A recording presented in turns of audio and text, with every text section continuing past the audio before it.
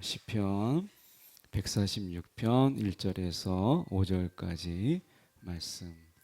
성경으로 보실 분들은 구약 성경 908쪽의 말씀입니다.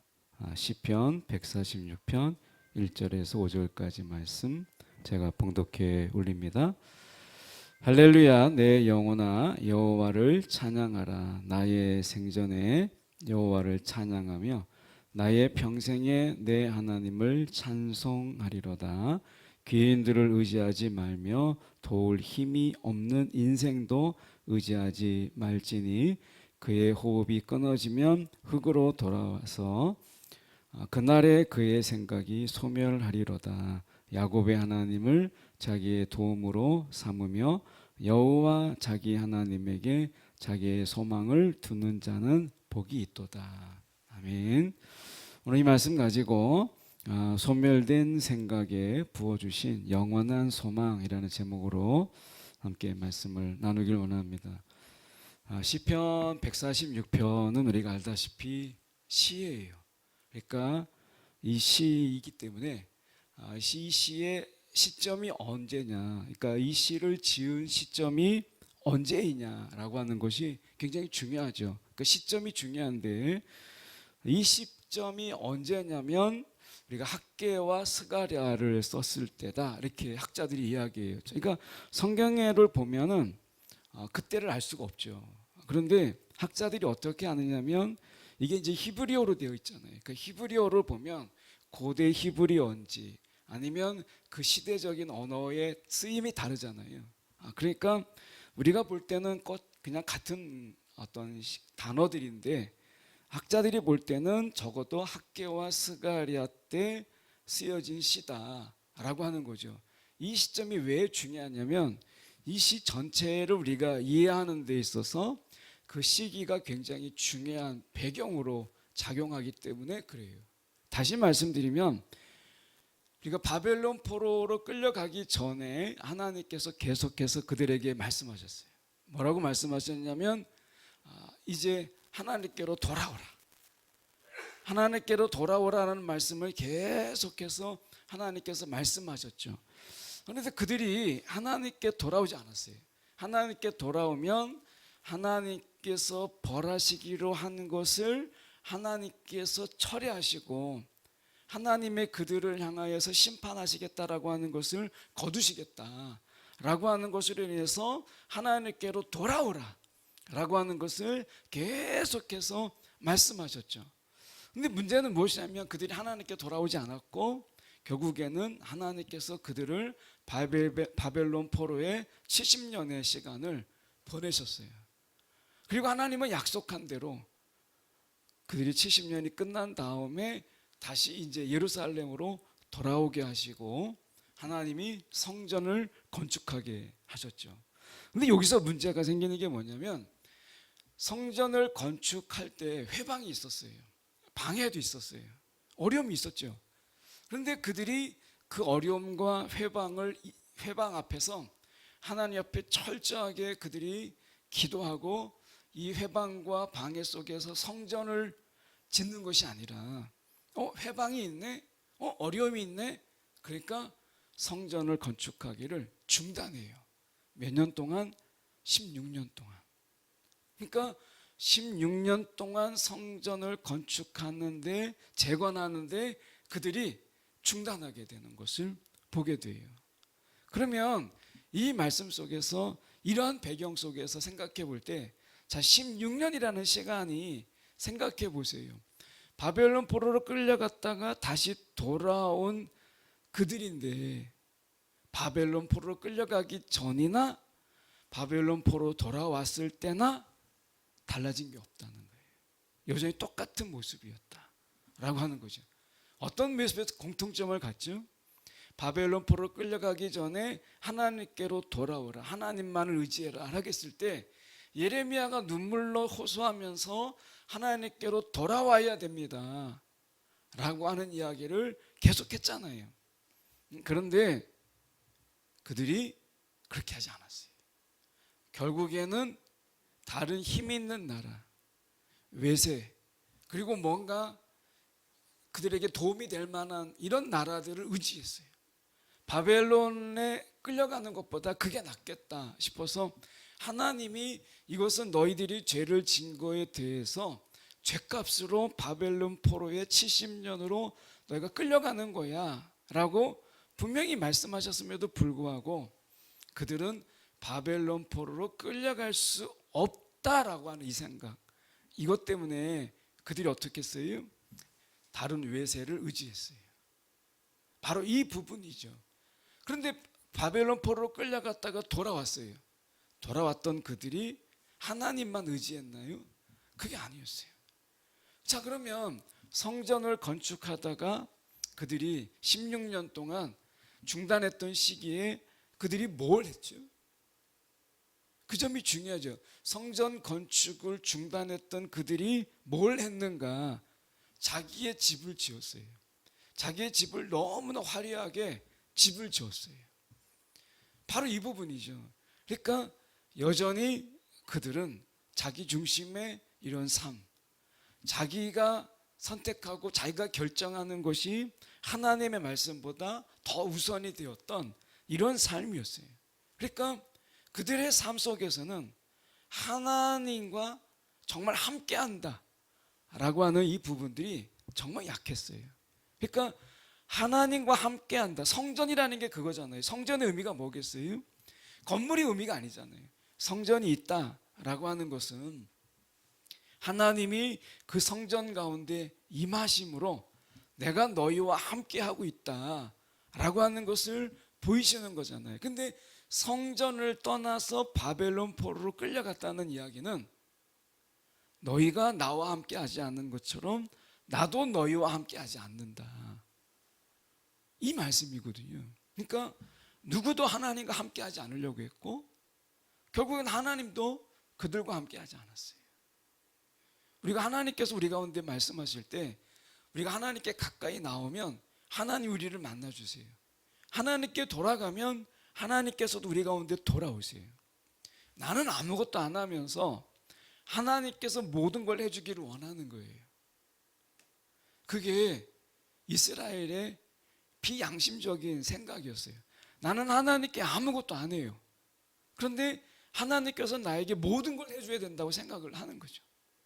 나는 내 마음대로 살고 하나님 없이 사는데 하나님은 나에게 모든 걸 해줘야 된다. 그러니까 이게 신앙이 언약적으로 맞지 않는 거. 언약이 뭐죠? 하나님은 언약의 하나님이거든요. 그러니까 하나님께 대해서 그들이 사랑하고 하나님께 충성을 다하고 하나님께 헌신을 다하면 하나님께서 그들에게 모든 걸 걸고 하나님의 이름을 걸고 하나님의 모든 걸 걸고 하나님께서 그들을 돌보시고 하나님이 그들에게 부어주세요.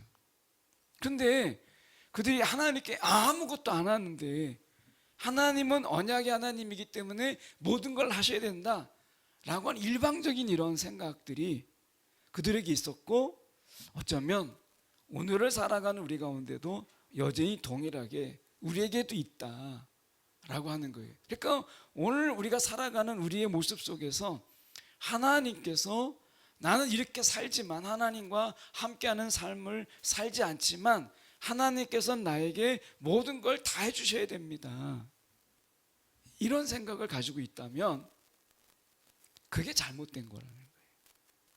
오늘 시편은 바로 그 경험에서 나온 이 시를 자신의 경험을 시로 표현한 거예요. 자, 1절의 말씀에 보면 이렇게 말씀하잖아요.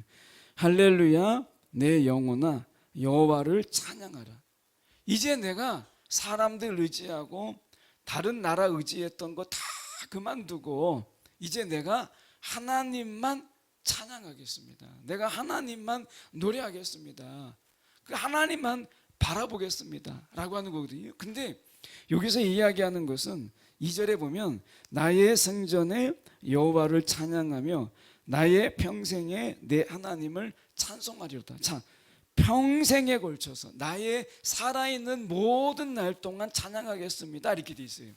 이것은 뭐냐면 찬양이라고 하는 것이 우리의 삶의 일부 그거 아니라 여기에서 보면 나의 삶 모든 삶은 다 찬양, 나의 삶이 찬양이고 찬양이 나의 삶인 거예요. 그런 삶을 내가 살겠습니다. 이게 TV에서 오디션 같은 프로를 이렇게 보면 그 가수들이 정말 노래 잘하더라고요. 그런데도 그 속에서 아주 작은 차이로 이제 당락이 결정이 되고 더 올라가는 사람도 있고 떨어지는 사람도 있어요. 근데 늘 마음은 올라가는 사람들이 워낙 잘하니까. 근데 떨어지는 사람들 있잖아요.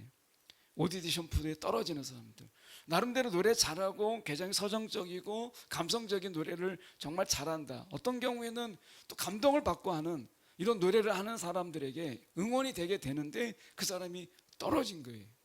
마음이 안타깝죠. 근데 그들이 이야기해요. 그 떨어지면서 이야기하는 게 내가 노래를 떨어졌다고 해서 중단하는 게 아닙니다. 많은 사람들에게 알려지진 않을지언정 나는 나의 노래를 중단하지 않겠습니다 라고 이야기하거든요.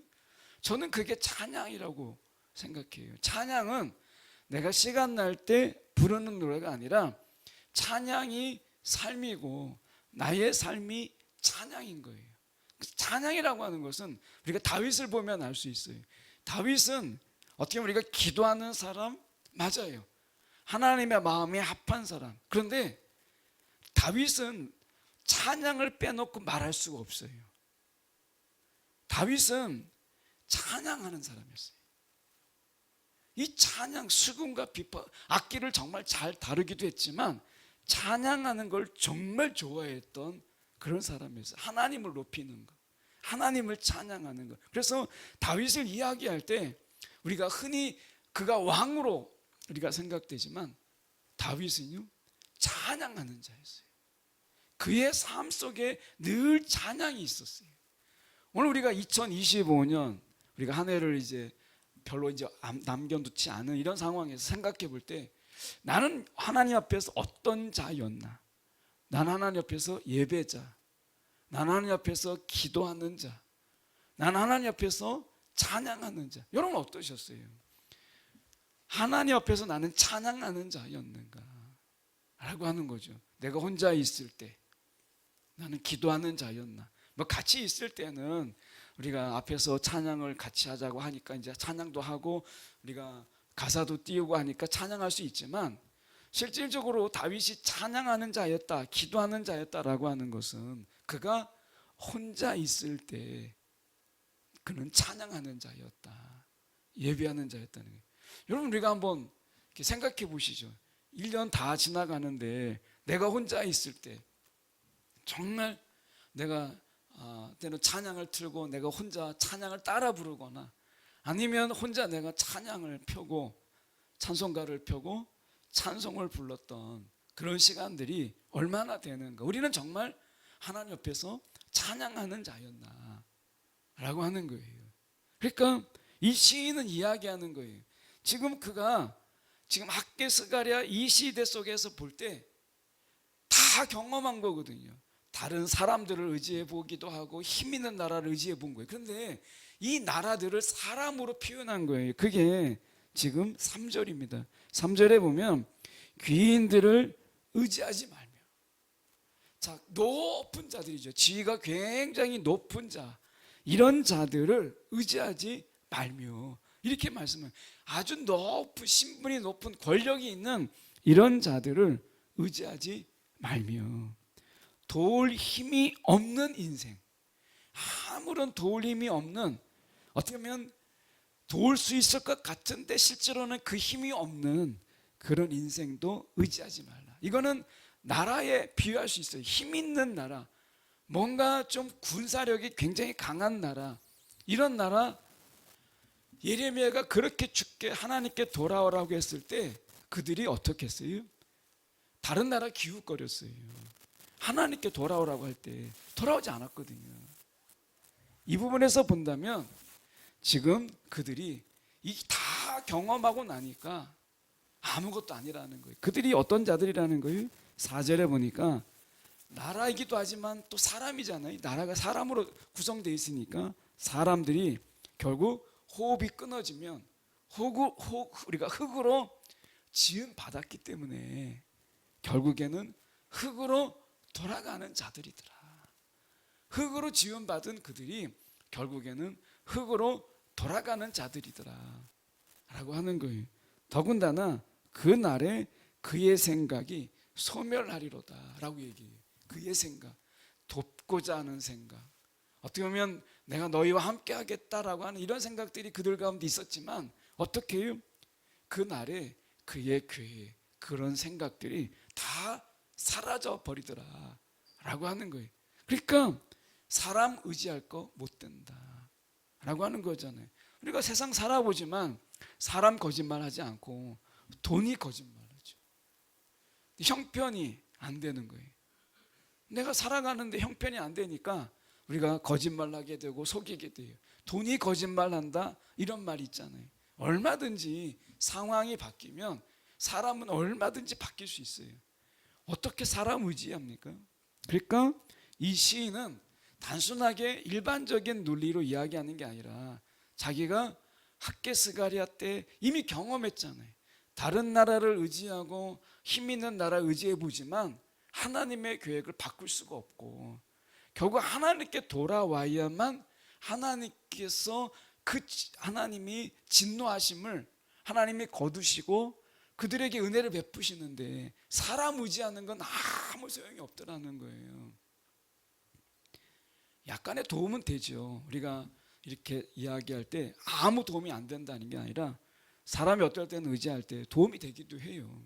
근데 그게 궁극적으로 도움이 되지 않는다라고 하는 것을 이 시인은 이야기하고 있는 거예요. 그러니까 순간순간 때로 잠깐 뭐 그런 걸 때는 사람의 도움을 받을 수 있죠. 근데 궁극적으로는 하나님의 도움 없이는 안 되더라 라고 하는 것을 이야기하고 있는 거예요. 자, 그런 의미에서 저희가 말씀을 좀 더 보면 시인은 이제 이렇게 다짐을 하는 거예요. 뭐라고 다짐하냐면 생전에 평생에 내가 찬양하겠습니다. 그래서 그가 찬양하는 삶을 내가 살겠습니다 하고 다짐을 하는 거예요. 이 삶을 살겠습니다. 그러면서 현실의 문제, 당장 우리가 해결해야 될 문제, 오늘 우리의 2025년을 살아가면서 내가 당장 해결해야 될 문제, 내가 당장 풀어야 될 문제가 있잖아요. 해결해야 되고 이런 다급한 문제가 있죠. 그럴 때 우리는 언제 기도하고 언제 하나님의 응답을 받고 언제 하나님께 말씀을 들어요. 다급한데. 그러니까 사람을 찾아가는 거죠. 근데 4절에 그렇게 해봤다잖아요. 이 해본 경험을 시인이 이야기하고 있는 거예요. 4절에 그의 호흡이 끊어지면 흙으로 돌아가서 그날에 그의 생각이 소멸하리로다. 이렇게 말씀하는 거죠. 호흡이 끊어지면 결국에는 흙으로 돌아갈 수밖에 없고 그날에 그의 생각이 소멸하게 된다 라고 하는 것을 우리는 지금 이 시인은 경험한 거예요. 이 경험으로 이것에 대해서 말씀하고 있는 것이죠. 여러분, 사람 의지하는 거 당장 해결될 것 같죠? 다급한 문제, 조급한 문제, 사람을 우리가 구하면 금방 해결되는 것처럼 보여요. 이게 더 손쉬운 방법이죠. 그런데 시인은 이야기하는 거예요. 그럴 때 기도하라는 거예요. 하나님을 찾으라는 거예요. 하나님의 음성을 구하라는 거예요. 이 점이 중요한 거예요. 하나님이 더딘 것 같고 하나님이 응답이 없는 것 같고 하나님이 우리를 돕지 않으시는 것처럼 보이죠. 그런데 결국 인생의 문제의 해결은 어디에 있느냐? 하나님께 내가 기도할 때, 내가 하나님께 간구할 때 비로소 그때 진정한 본질적인 문제의 핵심이 비로소 해결되고 풀어지고 그리고 그 속에서 내가 인생이 더 한 단계 나아지는 걸로 나아가는 거예요. 여러분, 손쉬운 방법이 아니라 하나님만 의지하는 게 정말 하나님의 도움만이 진짜더라 라고 하는 것을 신이 경험으로 이야기하고 있는 거죠. 그래서 말씀에 우리가 보면 5절의 말씀에 보세요. 이렇게 말씀하잖아요. 야곱의 하나님을 자기의 도움으로 삼으며 여호와 자기 하나님에게 자기의 소망을 두는 자는 복이 있도다. 이렇게 말씀하세요. 자, 여기서 보면 야곱의 하나님이 많고 많은 중에 왜 야곱의 하나님일까? 야곱이 어떤 자죠? 정말 말 잘하고요, 속이기 좋아하고, 그리고 자기의 몫을 결코 내어주지 않는, 그리고 자기의 몫을 정말 잘 챙기는 사람이에요. 그게 야곱이에요. 야곱이 정말 승승장구해서 많은 돈을 벌고 했잖아요. 그런데 그 야곱의 인생, 속이고 그리고 자기 것을 내놓지 아니하고 자기 것을 챙기고 했던 그의 인생을 살아보니까 야곱이 나중에는 하나님을 의지하고 하나님을 바라보는 삶이 진정한 삶이구나, 야곱이 이제 깨닫잖아요. 그래서 야곱의 하나님이라고 하는 것은 자기 힘으로 살아가는 자들, 야곱은 그 삶을 대표하는 거예요. 자기 힘으로 살아가는 자들, 내 힘으로 살아가고 내 인맥으로 살아가고 내가 지금 거둔 성공으로 살아가는 자의 아주 대표적인 인물이 야곱이에요. 근데 그 야곱이 의지하는 그 하나님, 바로 이거죠. 야곱은 나중에 하나님만을 의지해요, 그의 삶 속에서. 그래서 야곱의 하나님을 우리의 도움으로 삼는 자가 복이 있다는 거예요. 우리의 도움으로, 하나님의 도움만을 구하는 자, 그리고 그 하나님을 자기의 소망으로 삼는 자, 그런 자가 복이 있다라고 이야기해요. 원어적으로 보면 우리가 야곱의 하나님을 자기의 도움 되게 하는 자, 이렇게 되어 있거든요. 야곱의 하나님을 나의 삶에 도움이 되게 하는 자, 그 자가 복이 있다라고 이야기합니다. 여러분, 이 성탄절에 우리가 예수님께서 이 땅에 오셨는데 베드로전서 1장 3절의 말씀에 보면 이렇게 말씀합니다. 우리 주 예수 그리스도의 아버지 하나님을 찬송하리로다.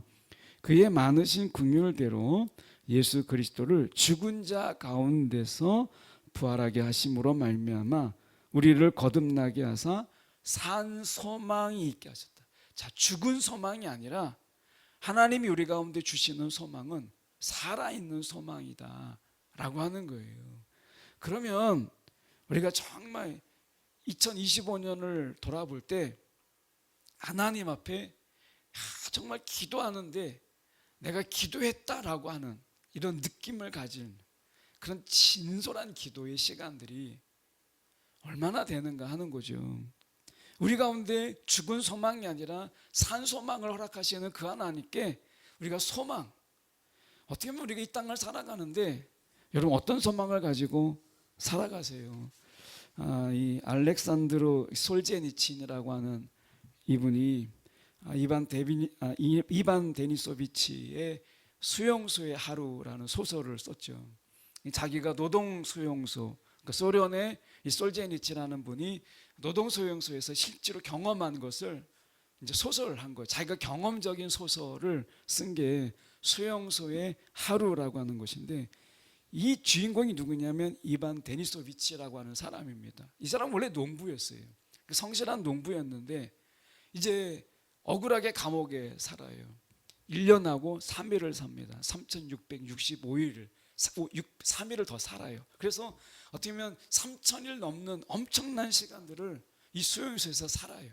이 사람에게 어떻게 보면 양말 속에 늘 감추는 게 있어요. 소설 속에. 그게 뭐냐면 숟가락이에요.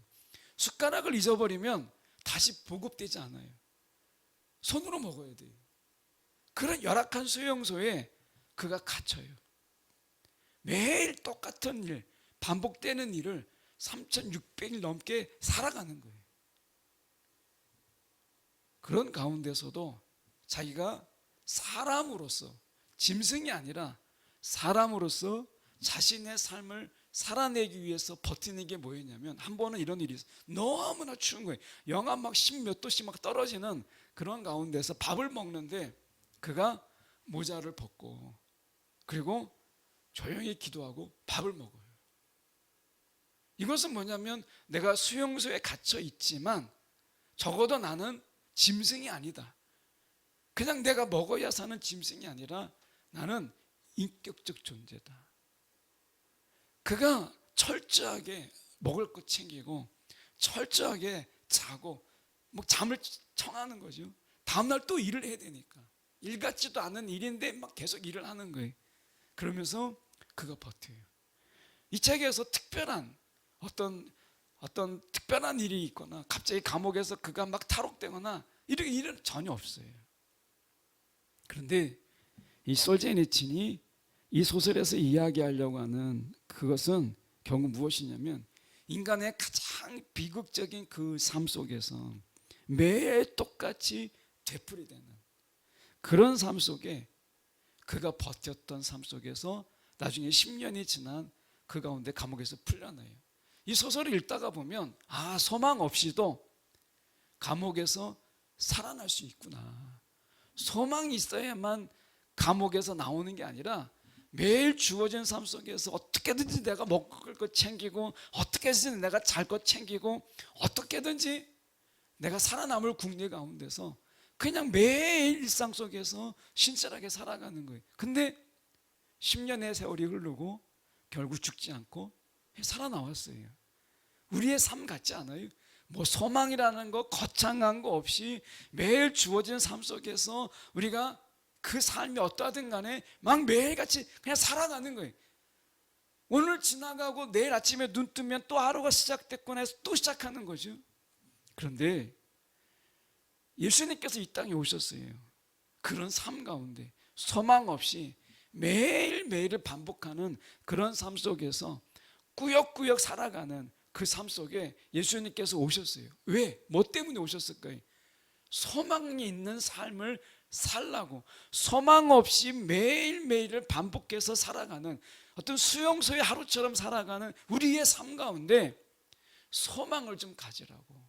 그러면 그 소망이라는 게 뭐겠어요? 산소망이라는 게 예수님께서 이 땅에 오셨을 때 마태복음에 보면 이런 말씀이 있습니다. 마태복음 1장 23절에 잘 알고 있는 말씀이에요. 보아라, 동정녀가 잉태하여 아들을 낳을 것이니 그의 이름을 임마누엘이라. 그의 이름을 임마누엘이라고 할 것이다. 이렇게 이야기해요. 임마누엘. 임마누엘이 뭐예요? 다시 말하면 하나님이 우리와 함께 계신다. 하나님이 우리와 함께 계신다. 이거예요. 자, 그의 이름을 임마누엘이라고 해라. 이게 하나님의 말씀을 전한 천사의 말이잖아요. 그런데 25절에 가면 23절에 임마누엘이라고 했는데 25절에 가면 이제 아이가 낳았어요. 근데 마리아가 그 아들의 이름을 예수라고 불렀다. 이렇게 얘기했어요. 그러니까 23절에서 임마누엘이라고 하라 했는데 25절에서 그 아들의 이름을 예수라고 불렀어요. 이게 뭐죠? 하나님이 분명히 임마누엘이라고 해라고 지으라고 이야기를 했는데 좀 지나서 마리아는 오히려 그 아들의 이름을 예수라고 했어요. 예수라는 이름이 뜻이 뭐예요? 구원자죠. 구원자. 다시 말하면 우리에게 구원이 있어야 예수와 함께 할 수 있잖아요. 하나님은 거룩하신 분이시기 때문에 죄와 함께 할 수 없잖아요. 그러니까 하나님과 함께 하기 위해서는 그 존귀하시고 그리고 거룩하신 하나님 앞에 이스라엘 백성들이 보세요. 가까이 하지 못하잖아요. 그 죄인들의 모습 속에서 경계를 정하시잖아요. 그러니까 하나님과 함께 한다라고 하는 것은 내가 그냥 하나님과 함께 할 수 있어. 그래서 가면 우리가 죽을 수밖에 없어요. 그래서 예수의 구원이 필요한 거예요. 우리가 구원받고 구원받은 자의 그 삶 이유가 무엇이냐면 하나님과 함께하는 삶. 이게 가능한 거예요. 그럼 우리의 소망은 뭐죠? 이스라엘 백성들 유다가 하나님께 돌아오라, 나와 함께 하자. 끊임없이 하나님의 부르심이 있었는데 그들이 어떻게 했어요? 거절하고 다른 나라 의지하다가 바벨론 포로로 끌려갔어요. 돌아왔죠? 돌아와서 하나님만 의지했나요? 아니죠. 조금 힘들다고 그만두고 조금 어렵다고 포기하고 자기 집 짓느라고 16년을 보냈어요. 똑같은 삶이었잖아요. 하나님과 함께하는 삶이 아니었다는 거예요. 성전의 건축의 의미는 하나님과 함께한다, 그들의 신앙 고백이면서 사실은 믿음의 고백이잖아요. 근데 성전 건축을 16년이나 안 했어요. 오늘 우리가 생각해 볼 때 성탄이에요. 예수님께서 이 땅에 오셔서 우리를 구원하시기 위해서 이 땅에 오셨어요. 근데 우리를 구원하시는 것이 목적이 아니라 이 구원 이후에 우리 가운데 소망을 주셨는데, 그게 뭐냐면 하나님과 함께하는 삶이라는 거예요. 이것 때문에 예수님께서 왜 오셨어요? 우리를 구원하셔서 하나님과 함께할 수 없었던 우리를 이제 하나님과 함께하는 자로 살아가도록 이 땅에 친히 오신 거예요. 이 점을 우리가 기억한다면 우리는 이 성탄을 통해서 다시금 다짐해야 돼요. 이 시인처럼, 시인이 나는 하나님만을 찬양하겠습니다. 내 삶이 찬양이고 내 삶에 있는 동안에 내가 주님을 바라보며 주님을 찬양하겠습니다. 이 말씀을 뭐겠어요? 주님을 늘 함께하는 삶을 살겠습니다, 이거잖아요. 오늘도 우리가 이 시인처럼 우리의 다짐이 필요한 거예요. 주님, 내가 이 세상에 살아가지만 내가 주님과 함께하는 삶, 내가 정말 살아가겠습니다.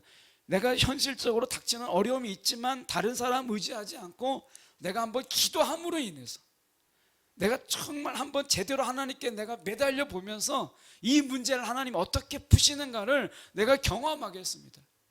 이런 신앙의 다짐, 이게 성탄의 의미라는 거예요.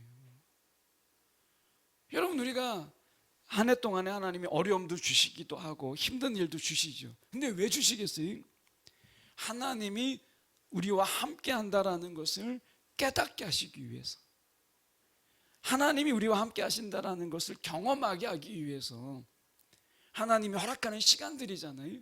그러면 그때 우리가 늘 해왔던 방법으로 다른 사람에게 손 벌리고 다른 사람을 찾아가고 하는 게 아니라 이 기회에 내가 한번 하나님께 매달려 보자. 하나님이 도우시는 하나님이고 하나님이 우리와 함께 하신 하나님이라면 내가 한번 체험해 봐야 되겠다. 이런 다짐이 이 성탄에 우리 가운데 있기를 원해요. 그래서 소멸될 생각, 내가 막 하나님 앞에 내가 하나님만 의지할 거야 막 했다가 이런 생각들을 나중에 다 소멸될 생각, 이런 거 말고 우리 가운데 정말 산소망으로 내가 하나님과 함께하며 하나님만을 내가 의지하겠다, 이런 다짐. 시인이 내가 정말 평생에 주님을 찬양하겠습니다 다짐을 하잖아요. 이 성탄절에 저와 여러분도 다짐이 있는 성탄절이 되면 좋겠다. 성탄의 의미, 하나님과 함께 하시는 삶. 오늘 우리가 주님과 함께, 그래서 평생에 나의 삶 속에 내가 주님과 함께 하겠다, 이런 다짐이 우리 마음속에 이 성탄절을 통해서 우리가 있었으면 좋겠다 하는 이런 말씀 함께 전합니다.